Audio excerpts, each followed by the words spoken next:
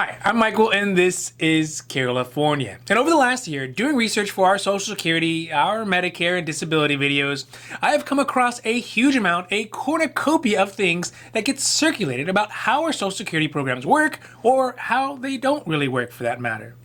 Some of them range from the obviously things that are not true, like sorts of correlations between the Illuminati and loans from the Social Security trust funds, to things that sound true, like Social Security is running out of money, and ones that are actually true. So, like a Kentucky lawyer who was able to defraud the Social Security Administration of $550 million. But the most dangerous thing about some of these rumors and myths that circulate around are that they can be based in truth. They can be partially true or they can be totally made up. But either way, they are extraordinarily difficult to decipher fact from fiction. So today, I'm going to discuss 7 of the biggest myths that I've seen keep popping up from my family, from friends, from the internet, from YouTube, or even being circulated by mail. Now, this is your daily dose. And before we get to it, if you like this information, if you find it interesting, if you find it helpful, please don't forget to like and subscribe. That way you can get updates when our newest and most informative videos become available. So today we're going to start off with one of the biggest myths that we hear all the time about Social Security. And it feels so true and it's easy to believe because there are grains of truth sprinkled into it. The first myth is that Social Security program is going broke. Although this myth has been perpetrated for decades now, and there are studies that Social Security themselves have put out that show that by 2035, Social Security will start paying out more than it takes in. So, in light of this, it is really easy to make the logical conclusion that the Social Security program is going broke. But the reality is that Social Security is based off of payroll taxes. So every time we get paid from our employer, a portion of our paycheck gets taken out and put into the Social Security program. It's the reason why when we get paid, the money we put into our pockets ends up being less than what we actually get paid. That being said, in order for the program to go broke in totality, it would mean that people, they would have to stop working before it runs out of funds. As of 2019, there was a $2.9 trillion surplus in the Social Security Trust Fund. It's also true that at the moment, with the baby boomer generation reaching full retirement age, the current growth of retirees is increasing to a point that they will start drawing out benefits at a rate faster than generations like Xers or Millennials and now Gen Zs are paying into it. But the spike, it'll not last forever. And like a golf ball through a garden hose, those large groups of retirees will pass through that system and it'll eventually get back to stable. It just means that in the meantime, there may need to be some changes to ensure that for a relatively short period of time, the program is fortified.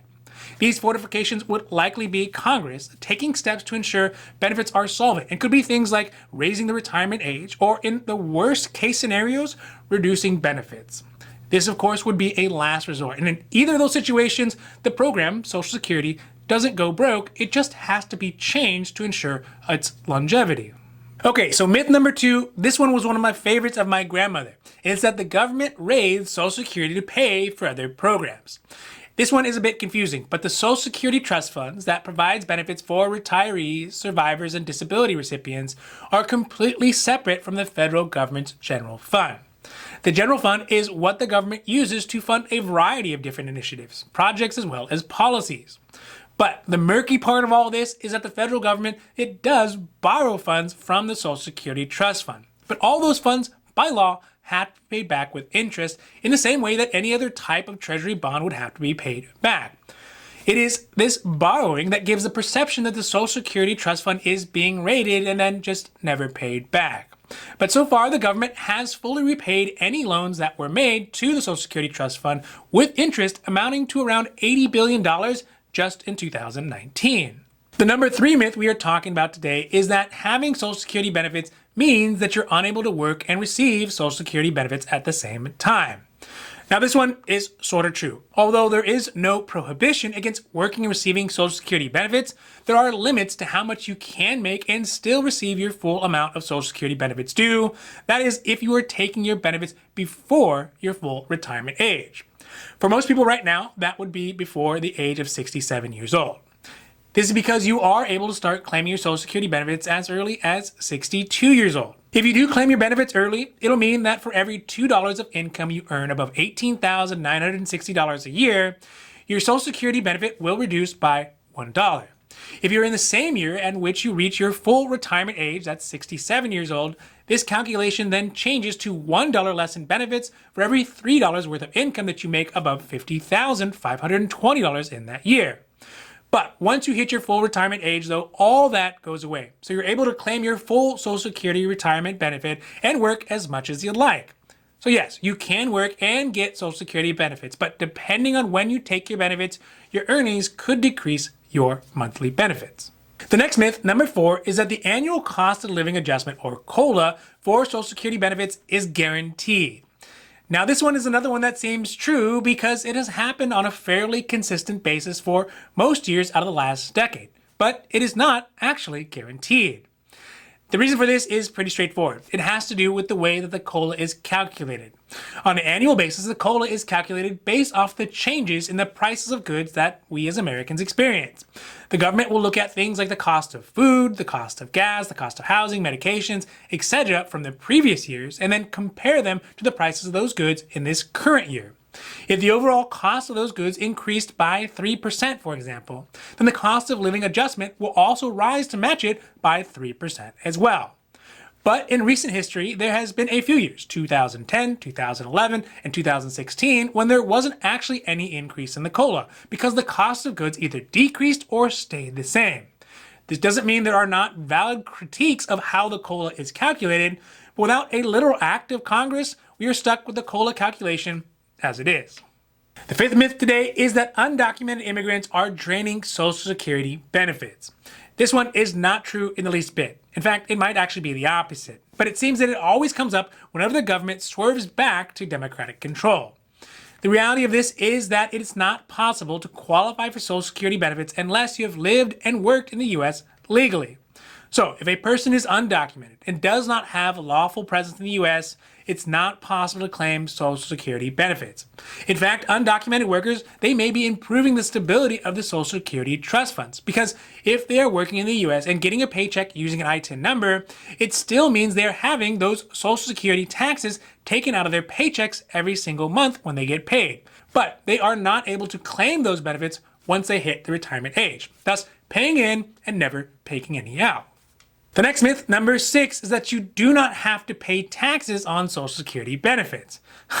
Man, I wish this was true, and so do millions of Social Security beneficiaries who, on a yearly basis, they have to pay some taxes on their benefits every single year.